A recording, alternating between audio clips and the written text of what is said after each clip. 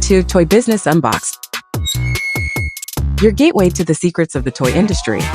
Here, Jason Miceli, a toy entrepreneur and expert in the field. Every product we develop is really inspired by some of the real life experience that we have with our son. 60% of all toys last year were sold on Amazon, which is incredible. Be passionate about it because it's a road, it's a journey. Like when you have an idea that you think is like gonna somewhat like change the world, make things better, I'd say go for it. We'll guide you through the enchanting world of toy design, marketing, and manufacturing. Now let the unboxing begin.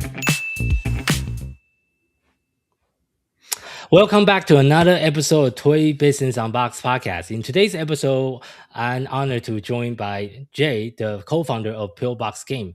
From game prototyping made up on index card to creating unique places in marketplace for visually astounding and also thought-provoking games, I think his journey is nothing short of inspiration. So thank you so much for joining us on the podcast today and share your journey within the industry. Thanks for having me. So I guess looking back, what was the moment that you decided to start like a publishing company and create a whole bunch of cool games, I guess? I didn't really think about it back then when we were starting it. I just like I like creating things, and it was much more of a hobby for me to make games or just other sort of creative projects. And one of the things I made just happened to be this take that card game involving pharmaceuticals and mental disorders. And I thought it was really fun and it was kind of interesting. And I made a prototype on index cards, as you mentioned. I took it to a party to show a friend of mine who was much more into games at the time than I was at that time. Okay. And he is a really brilliant illustrator. And he played it and he said, this could be something. Let's try to form a partnership here and actually do this right. So Ben Bronstein was actually really the catalyst for the company in terms of organizing into, okay, let's finalize these rules and let's figure out if there's an art styling that works for this game. And then we collaborated very, very easily on making a new prototype that actually looked pretty good. And what was that first game that you designed? So that was called Side Effects. So that that turned into this game here. Oh, okay. And it's kind of interesting in terms of marketing about this game. So when we first launched this on Kickstarter, we imagined that this cover would be unique to the Kickstarter edition. Because it didn't have the name of the game on the cover. But we preferred this cover because we have this ethos in our company that we want all of our games to live proudly on your coffee table. Something like that. Not exactly like that, but that's sort of the idea that you don't need to shove them away. They look good and they look presentable and they can be, conversation starters if you leave them out. And we just like the idea of just having it more mysterious and not having the name. The name can live on the side. I see, on the not side. necessarily on the top. I see. But when we brought it to retail, we found that the distributor that we're working with and the retail stores said, no, we really like this. We want you to keep the box exactly like that. We don't want sort of a special retail edition where you have the name of the game and you take away the foil and all the sparkly elements. So that was an interesting awakening into what works for them in terms of our games.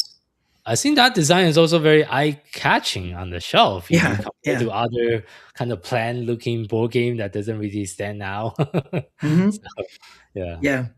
We're told by hobby shops that it really flies off the shelf because people just kind of look by it and the light will catch it in a certain way and they'll pick it up and you examine it. And I think once it's in your hands, I don't know if this is true or not, but I like to think that if it's in your hands, you have much more likely chance of buying something. 100%. That's Right? 100% true.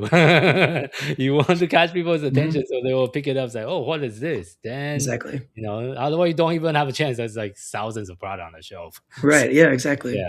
Yeah. Did you design that package in like with retail in mind, or that was just a pure coincidence?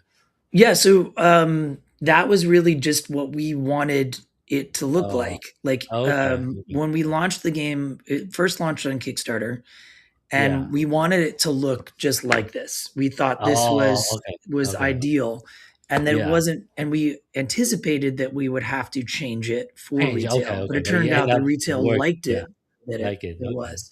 But yeah, I it's I see. I see. That's really found that cool. to be really interesting. Yeah. And for your Kickstarter journey, how can you kind of walk us through some? Because now you have been doing a few different Kickstarter campaigns, Mhm. but when you first do your first one, how was that learning curve look like, and what are some of the major lessons you learned, and some challenges that you experienced along the way? Um, I think there are challenges. There are new challenges every Kickstarter, Mhm. and we've just been getting better at weathering those challenges. I think in the Mhm. beginning, we just we weren't really thinking holistically about the product from its inception, the Mhm. manufacturing, the profit margin, all the way down to the consumer. I Yeah. think we just felt very fortunate to even be able to do a Kickstarter and to have people out there desiring to buy our games in general. As we Mhm. progressed, I think we've refined all of those parts. Okay. So now we are just so much better at analyzing our margins, figuring Mhm. out what our customers are likely to want, Yeah. what we could offer them special on Kickstarter, what we could bring to retail after that. So we're just refining it and refining it and refining it. But we're also very excited to try new things. Like we have a Mhm. Kickstarter coming out this year for a new game called All True Believers. Mhm. And we're really excited about this game. I think we have a lot of knowledge now on how to do a Kickstarter properly and how to bring the right product to the consumer in the easiest way possible. Mhm. But we also are making a bigger, more comprehensive game with more pieces, Mm. parts that's Yeah. going to be more expensive to produce. So I Yeah. think that more challenges will arise, but we're Mm. more excited and more prepared to face them. I see. Do you have a roadmap of how many product are you launching each quarter, each year, Mhm. and with your team? Yeah, we definitely do. And we go over these frequently Mhm. about what we were planning on launching so that we could accommodate that and we could have a timeline for the whole year. Mhm. However, I will say that sometimes just inspiration will strike. And last year it did. And we have a new game that's going to be coming out later this year. I almost don't even want to give too much of it away because we're so excited about it. Yeah. But we just did not anticipate this game getting put into our roadmap at all. But the response has been incredible. As soon as we started doing prototypes, people were really digging it. So Mhm. we said, you know what, let's do it. Let's just like slot it in and dedicate resources to try to fitting this in. And we made it work. I see. I see. I see. Got it. And I want to go back to the game that you're showing our audience earlier. Mhm. I think a lot of people haven't seen the game yet for side effect. Can you kind of have just a quick demo about what the game is, how to Sure. play, and Yeah. the gameplay? Yeah. So yeah, it's basically like a kind of take that card game. You're dealt a series of disorder cards. So they'll look like Okay. this, like anxiety, and they'll be face up in front of you. You'll be dealt four, and we call that the psyche. And then you'll be dealt a concealed hand of a medley of different cards, and a draw pile will be placed in the center for people to draw from on their turn.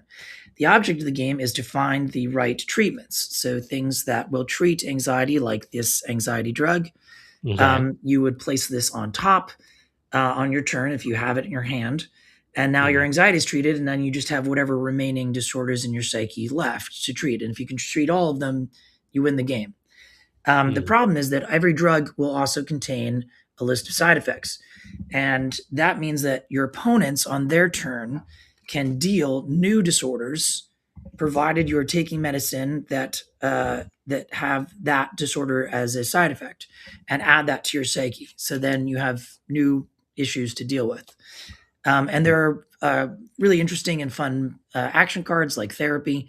Therapy will treat anything, but you could conceivably get it again because therapy will make this card go into the discard pile. And you can trigger episodes of any untreated disorder with a "you're having an episode" card. Okay. Yeah. Let's see. So it's really beautifully designed, really fun game, sort of based in reality, dealing with drugs and disorders. And we've created 2 expansions for it now. There's the side effects booster shot, which adds more disorders and drugs that do different things, like treats 2 different disorders at once. And then the legal vice expansion pack, which adds things like coffee, tobacco, and alcohol that you can play with. And those give you special advantages in the game.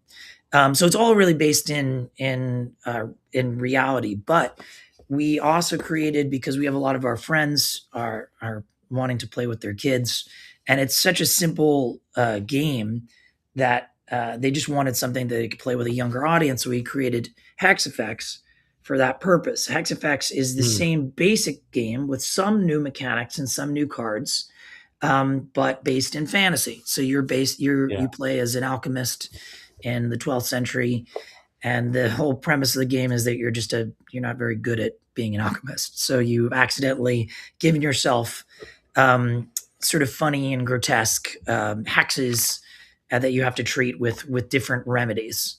And we've pulled a lot from different like lore and fantasy and fiction. So hexes such as evil alter ego or whisper worms, and Piper's Plate, things from fantasy folklore. And there are different treatments that will treat those things and have side effects as well. So similar game mechanics. You can do a few other cool things with Hex Effects that you can't do with side effects. And there are different cards and different possibilities for expansion packs for Hex Effects as well, but all based within the kind of universe that we're creating. So yeah, we're planning on expanding both of those as SKUs for different audiences, because we find that there's an audience for each of them. Some people prefer Hex Effects and they like living in that fantasy world, and some people really like side effects and they want more. They want us. We keep getting requests for vicier drugs, things like things like weed and stuff like that. We're always getting sort of suggestions for that, and so we're thinking a lot about that right now. Okay. Hopefully, it's not something illegal. Yeah, it definitely will be. But yeah, all within the game, within the context of the game. Yeah, within the game. Yeah. For sure. So. Yeah, and I want to kind of switch our conversation a little bit about marketing, because I think before the interview, you also mentioned to me like word of mouth marketing is definitely very important to you and your business. Can you kind of share some of the strategy that's working well for your brand as you are building up more influences, more awareness? Yeah, I think that trying to create a brand that feels right for us is a constant. It's just an ongoing journey, I think. Like we have inspiration for certain games that sometimes we feel don't really fit our brand as well. So sometimes we think, well, how can we make that a Pillbox game, or what does a Pillbox version of that game look like? And I think cultivating that has been really fun. Like, I don't think that that's something that we ever feel like is a limitation, but more of maybe a boundary that has created a game within itself. The game of what is our brand? How do we talk about ourselves? And it's constantly evolving, but it's always sort of part of what we're thinking about in terms of building an audience that we can say, hey, if you buy another Pillbox game, even if you're unsure about it, you know that we're putting that same level of attention to detail and quality, and maybe a little bit of whatever uniqueness we're bringing to our other games to this new one. And I think building that trust is really important. For sure. Yeah. And do you do a lot of in-person events and conferences throughout the year as well? Is that kind of part of your like core strategy? Yeah, I mean, we try. It's like I really like going to conventions. We try to do it as much as we can, and make sure that we're doing the right ones, where we can be profitable at the end of the day, and we could also bring something to that event that we feel like is makes it worthy for our fans to come out and see us at that particular event. So yeah, but I always have a blast, and I love meeting people at conventions. I see. And the other question I'd like to ask is because a lot of people I met in the industry over the year, and I have been in the industry since 2016. So this year is actually going to be a decade for me in the industry now. Wow, So congrats. it has been a very long journey. But a lot of us, myself included, started part time. Like I was doing it part time for like 6 years before I go full time. What was your journey look like? Did you just go like full force and go full time on day one, or that's also like a No. traditional process for you? No. I very much relate to your experience. This was a hobby, and it was a fun thing to do for a while. That isn't to say that we didn't take it seriously. We definitely took it very seriously. Part of the fun was taking it seriously and seeing if it was possible to grow this into something that could be profitable enough that we could all quit our jobs. Okay. I just was lucky enough that it did happen that way. And after many years of doing this and expanding into new markets and getting picked up by new retailers, we eventually started saying, hey, okay, the finances are working out, and it would be okay if we started taking proper salaries and doing this full time. So I feel incredibly fortunate to be able to do something like that. How long does that took you? I guess really started doing that about 2 years ago. Our first Kickstarter was in 2017, 2018. Yeah. So yeah, it was a long time of just kind of doing this as a hobby. Although I will say there was a kind of gradual slope. So we focused on it, and then we would kind of like let it coast for a little while, and then we'd say, hey, we got an idea, let's try this idea, let's try that idea. And as it became more profitable, the ideas came more swiftly, and the attention that the company required grew. And so eventually it did kind of just make sense. Like, we're at this level now, I think we can do this.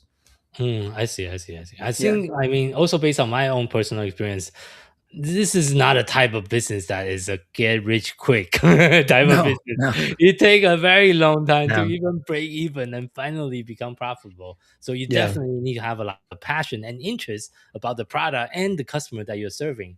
Otherwise, a lot of people I met, they will just give up after years. Doesn't make sense. I'm not making any money. I spent all these hours designing stuff, making prototype, doing play testing, but it's just not paying the bill. But if you have the passion and if you don't give up, I believe that's always a role, like at the end of the light at the end of the tunnel, to make it a full-time and a successful business in the long run. I think that's very important. But looking back at your own personal journey, is there any particular decision that you make early on that really significantly help you in your journey of going from part-time to full-time?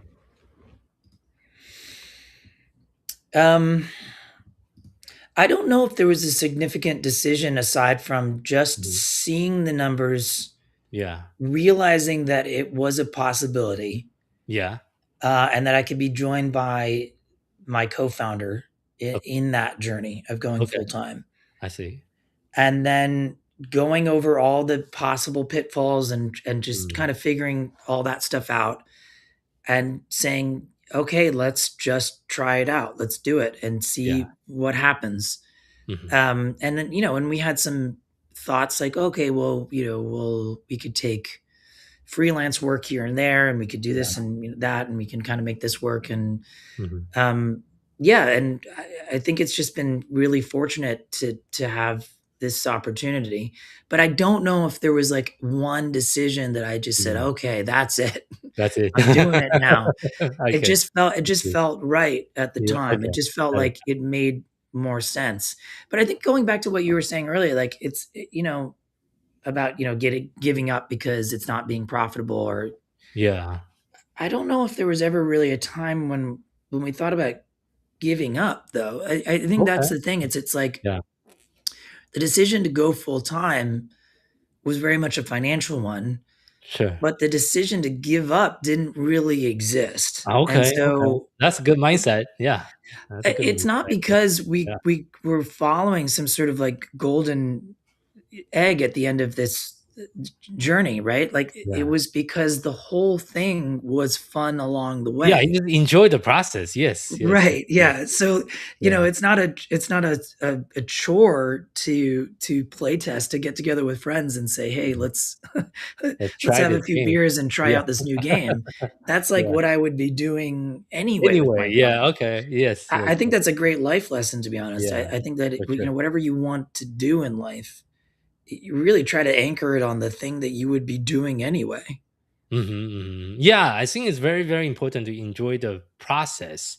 And I think the outcome will follow if you put in enough time and energy and also passion into doing what you Yeah. do, for sure. Yeah. So, but thank you so much for sharing that journey with us as well. That's very interesting as well. Just wondering, how big is the team currently with the company now? Well, right now, full time, it's just myself and my co-founder Ben. Oh, okay, okay. And then we have a bunch of freelance people who work I around see. us. Yeah. And we have two other investors that are acting as Oh, the okay. consultants that will Consultant. come and Okay, give nice. influence and help out at conventions and this, that, and the other thing. I see. Okay, thank you so much for sharing that. Mhm. That's because I met a lot of people that's just like just one person, like a solopreneur Yeah. kind of situation. And I was a one person team for like the first couple of years as well. And before we slowly scaled. Right now we have like 22 full time staff now, but that was after many years of working on the business, Yeah. days in and days out. So, but what would you say is some of the challenges for you balancing everything with you and your co-founder, with marketing, operation, design, logistic, distributors, all everything that's going on all at the same time? Yeah. I would say the challenge is organization. I think Organization. that's the biggest challenge. Yeah. I think that like we talk about this a lot, about what kind of new skill could we bring to the team. And I just think that we both come from sort of an artistic background. Yeah.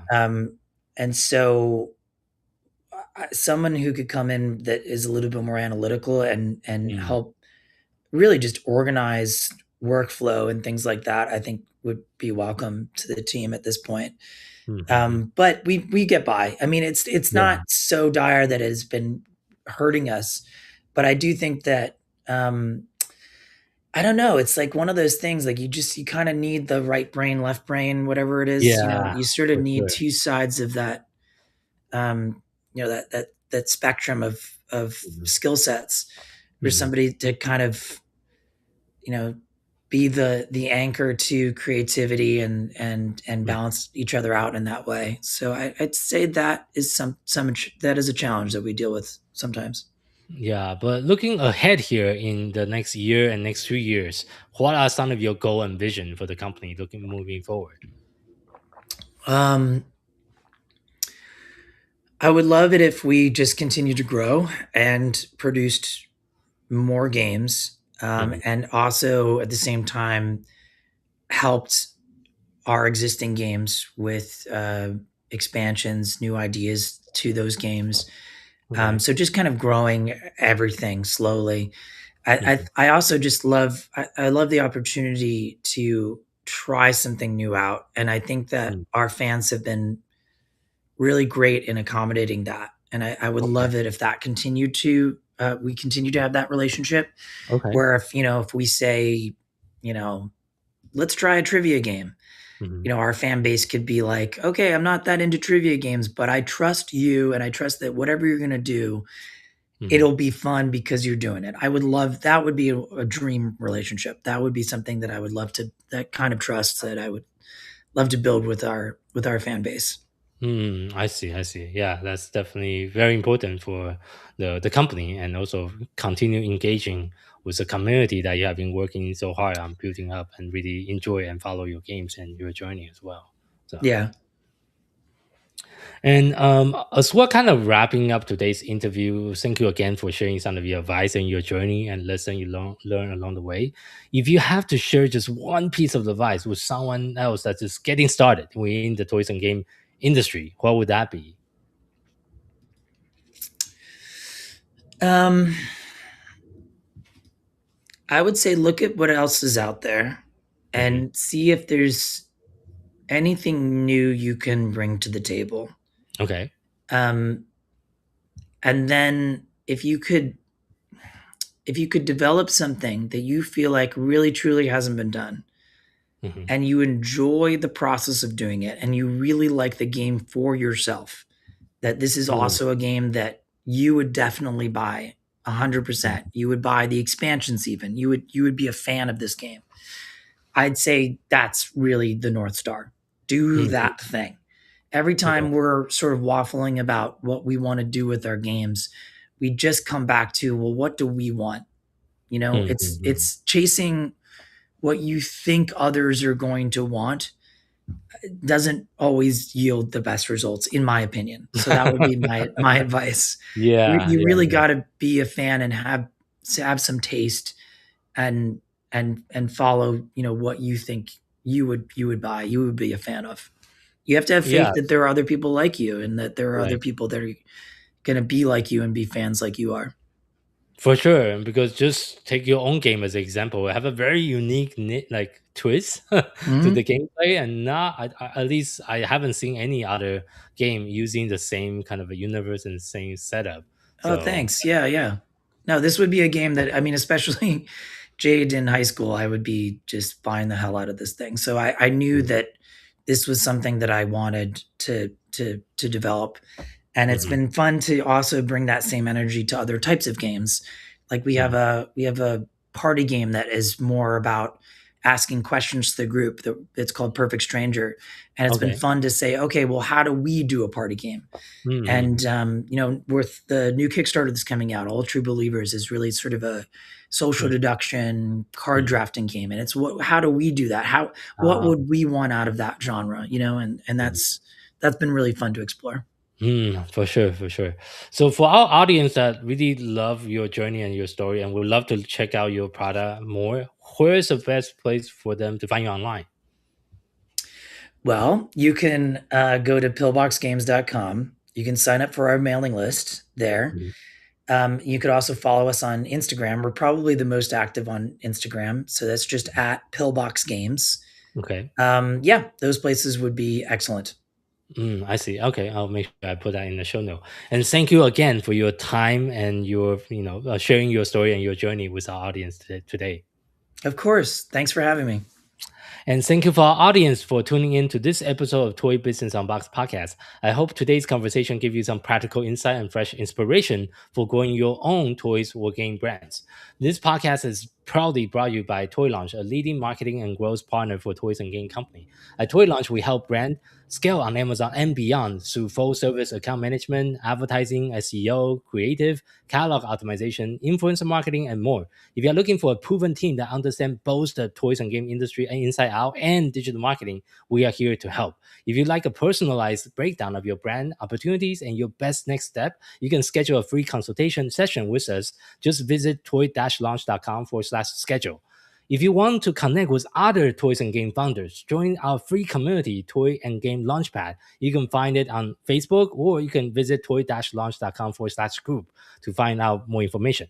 For more resource update and industry insight, visit us at any time at toy-launch.com. Until next time, keep innovating, keep creating, keep bringing joys to toys. This is Jason Shea signing off on the Toy Business Unboxed podcast. We'll see you in the next episode. Thank you so much, everyone. Have a good one.